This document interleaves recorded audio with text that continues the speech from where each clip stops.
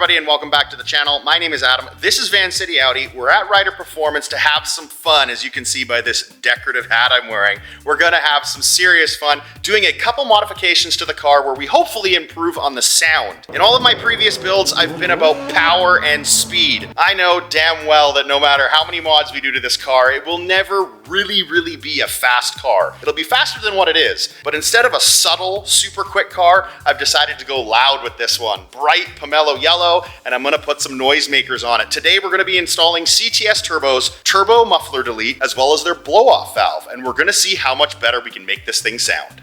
And here's the first part Kyle's gonna be installing. This is the CTS Turbo Muffler Delete. This is gonna be installed in the outlet of the turbo. And the second part that Kyle's gonna be installing is this really slick looking blow-off valve. This is gonna be replacing the OEM diverter. So now you guys know what the parts look like. I'm gonna get in the car, give it some revs, give it a little launch control action so I can show you guys what it sounds like prior to the installation.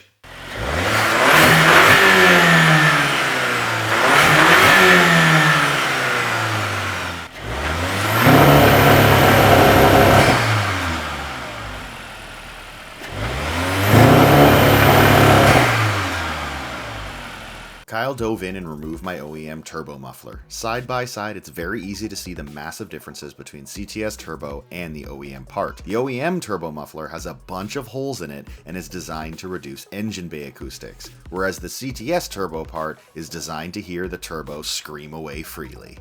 This is what it looks like once the turbo muffler has been installed. Here's a shot of what the OEM diverter looks like, which will be replaced with the CTS Turbo blow-off valve. The blow-off valve comes with a solenoid, one long run of rubber tubing which you must cut to the appropriate lengths, as well as a couple more hardware components. This is what it looks like once you've installed everything with the air intake tube still removed so you can better see what we did. Here you can see where we attach the solenoid to the side of the motor with a single bolt and spacer that was provided. You can also see where we use the provided T to connect the provided rubber tubing, which is now cut, so we could integrate it into the already existing tubing. Once all the tubing was cut and connected, we used the supplied zip ties to ensure everything was snug. And lastly, here's a shot of the install once completed with the air intake reinstalled. Alright guys, Kyle has finished the install of the Turbo Muffler Delete as well as the blow-off valve. Now we're gonna see what it sounds like and how much of a difference it makes. Here's to hoping it sounds way louder and way more whooshy than it did before.